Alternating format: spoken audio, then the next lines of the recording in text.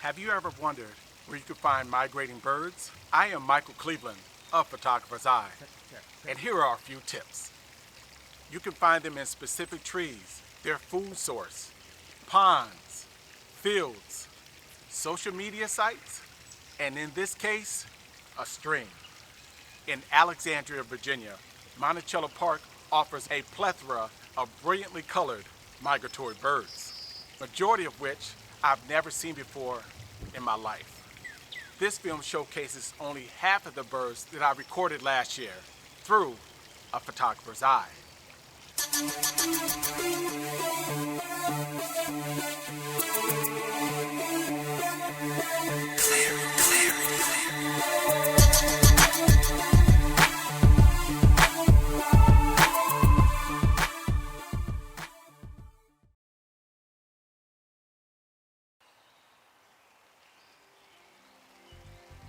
A stream along the migration path of a plethora of birds offers a refreshing drink of water and a bath.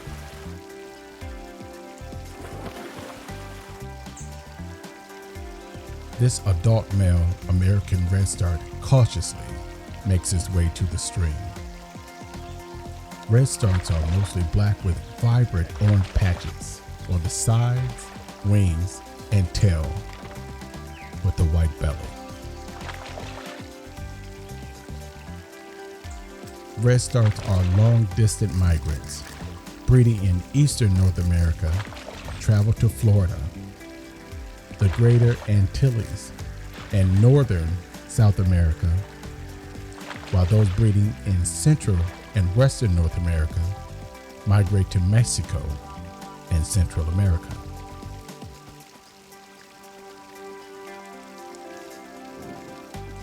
This beautifully colored migratory bird is called the Scarlet Tanager. Scarlet Tanagers are medium-sized songbirds with fairly stocky proportions. They have thick, rounded bills suitable for catching insects and fruit. The head is fairly large and the tail is somewhat short and broad. Surveying the area around the stream before jumping in, feet first. They migrate for long distances, twice a year.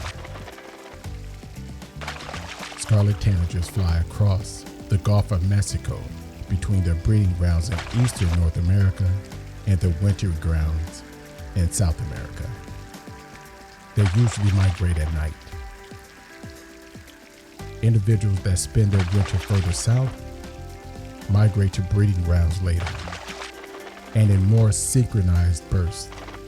This rose-breasted grosbeak flies in and startles a tufted titmouse.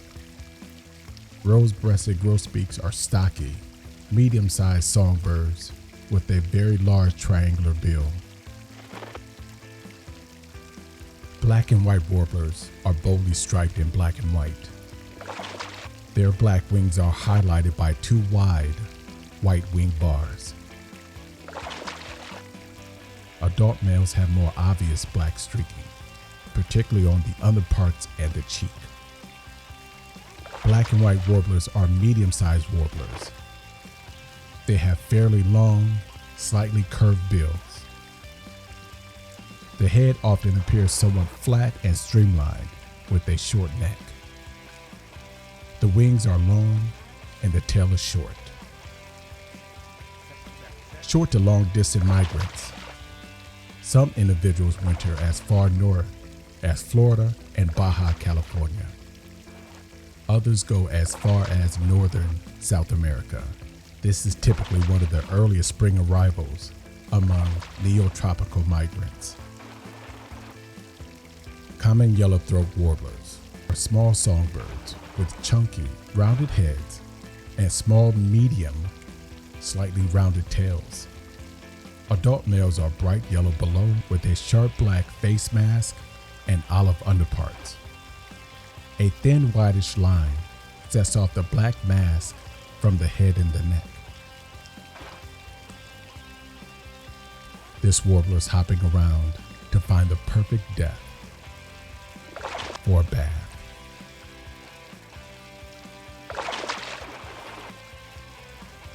Female common yellowthroats are plain olive brown, usually with yellow brightening the throat and under the tail.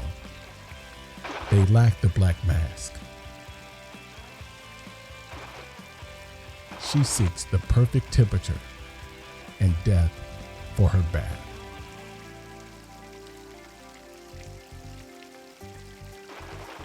Resident to long-distance migrants, some go short distances and others journey all the way from northern Canada to Central America.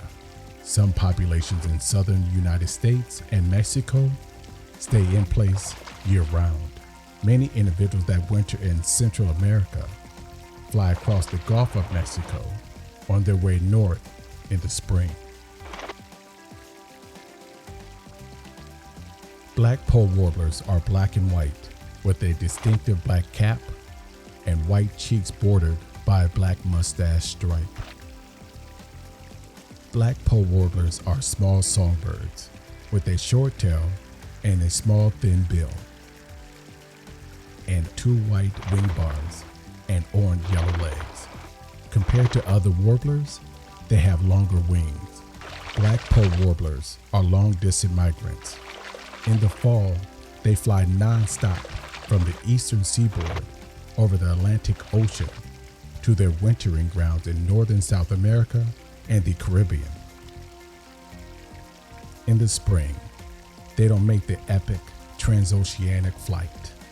Instead, they stop over in the Caribbean islands and continue north over land to their breeding grounds in the boreal forest. Simply amazing. Which bird did you enjoy the most, and which was your first time seeing?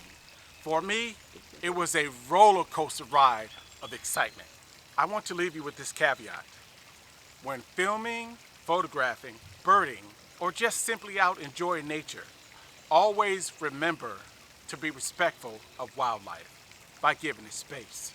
Don't forget to hit that like button, comment, and share this film. Thank you for watching Through a Photographer's Eye. How was that? Prime time, prime time. I got Mike all day.